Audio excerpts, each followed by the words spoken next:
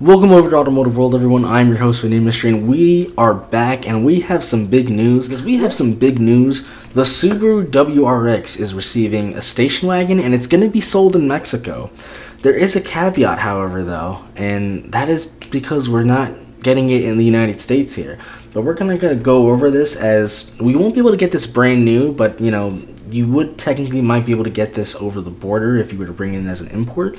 We have some information on the Subaru, the WRX wagon here, including some pricing as well, which we have over in the Car and Driver article. We have that translated into, converted into US dollars. In terms of powertrain, this is the same powertrain the WRX is currently using, so it's using that same symmetrical all-wheel drive, that same boxer 4, making the 271 horsepower, the 258 pound-feet of torque at 2,000 RPM. It is going to be using the same CVT transmission as well that is available on that WRX. In terms of the exterior, we have some pictures of it here as well, which we'll kind of get into with a better picture on Car and Driver's website there. The front looks exactly the same as the current WRX that we have. So do the headlights. We can see here the interior is straight out of the current one, which isn't necessarily a bad thing. That interior isn't a bad interior. It's not like a super luxurious interior or anything like that, but it's not necessarily a bad interior at all. This car is pretty much just the same as the current one that we have. Obviously, though, it is going to be in that station wagon configuration, which is going to give us, it's going to give a lot of people capability, for especially those who don't necessarily need the crossover, but want the space of the crossover, having the 40-20-40 seat, wanting to have large leg room, but having optimal or more than optimal trunk space. The station wagon, or shooting brake, however you want to call it, it's really a cool design. Unfortunately, it's going out here in America, and there's really not many people doing it in America anymore. Audi and BMW might still be doing it, but it's really cool to just see this type of design. It's also going to have that optional TS model that we have here. All the same trims here that we have on WRX are going to go over there. This is the exact same car. Literally, mechanically, it's a carryover. The only difference is that they're going to get it in that station wagon version. And we do have some pricing here, as it is going to be available with both the 6-speed manual and the CVT. Like I said, it's the same car that we have here, a complete carryover. The only difference is that they will also have the station wagon version. Like I said, in my personal opinion, I like the way the station wagons look. I just think they look really cool. I wish we would get it here in America. As of right now, they're not planning to offer it here in America. I wish we would get it here, though. In terms of why we wouldn't get it, obviously, number one is sales. People just are not buying, station wagons and sedans in America anymore. And that's just the biggest thing. Also, production-wise, too, especially with where we are right now in terms of, with presidential administrations, possibly we may be in a new one or returning one, or we might be in the current one. So there is a lot of limbo up there in terms of tariffs and things like that. Obviously, this vehicle, if it was, being for the, the Mexican market, built in Mexico, we do have, trade agreements and things like that. But we have seen that with previous administrations come and go. So, for Subaru to try to offer something like that, especially here in America, where the demand is really not high enough, people really aren't really asking for that here. And especially, too, with just potential implications just policy-wise, it does spark quite a big problem.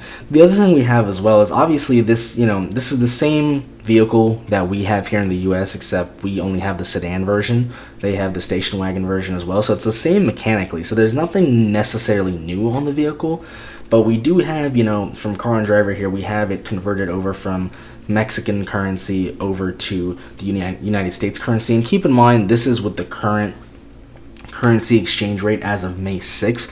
So obviously this can fluctuate, and if Subaru was to ever sell this here, obviously they would have a more finite pricing. However, this gives us a good ballpark as to where it would go here.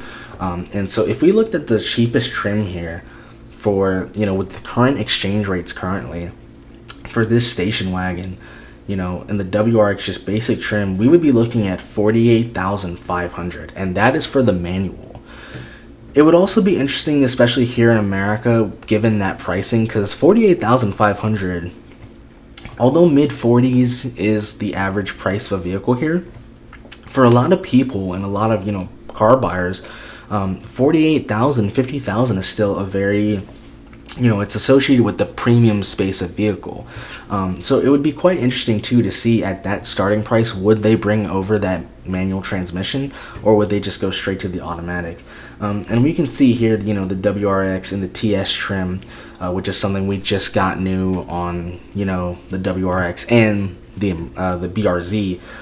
That would be with the current exchange rate starting at $54,415, and then the highest end, the top dog, the regular one, I'm sorry, that isn't the TS, would be $53,232. So either way, I mean, this is going to be a $50,000 vehicle, low to mid 50s.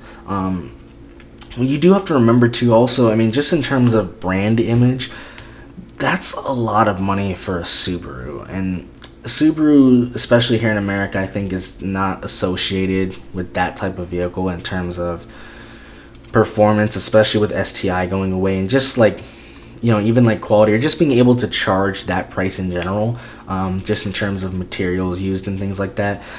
I don't think Subaru, I mean, I'm sure, yes, there would be a few enthusiasts who would buy this vehicle and would love it. I mean, I would love to see it on the road, but realistically, it's a great looking vehicle. Like I said, it's the same style as the current one, obviously just in the hatchback, or not the hatchback, I'm sorry, the station wagon configuration.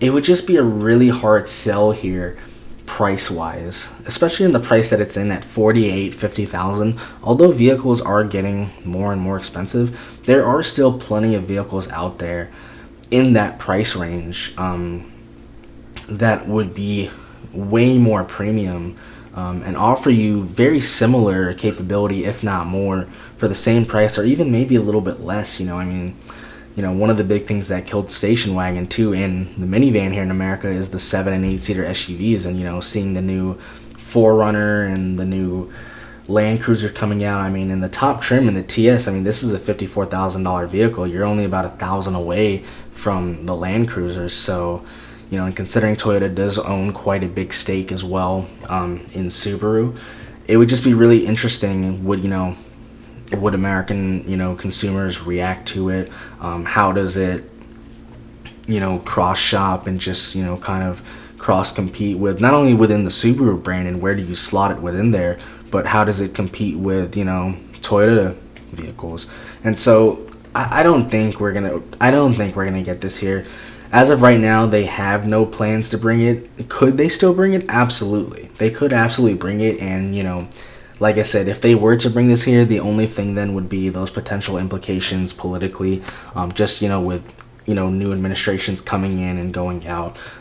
How would we have any trade agreements that would may or may not cause tariffs on this vehicle to increase that initial price, which like I said, for a vehicle like this, for a Subaru, 48,000 in my opinion is already way too much for a Subaru. If there were any potential implications that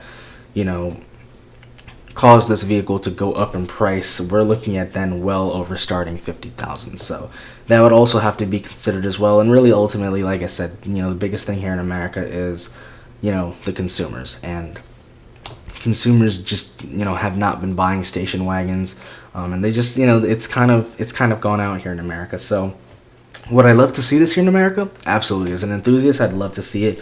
But realistically, we're probably not going to see this vehicle here. But if it does come, obviously we will be updated, and we will be looking forward to it, and we'll do another video on it. But unfortunately, it's bittersweet, especially for us in America. A lot of times we don't get the really cool cars, but Mexico is getting a Subaru WRX wagon, and unfortunately, as of right now here in America, and more than likely, we're not getting it. If that changes though, we'll be right back on it, but that's going to end our story. Thanks for watching, everyone.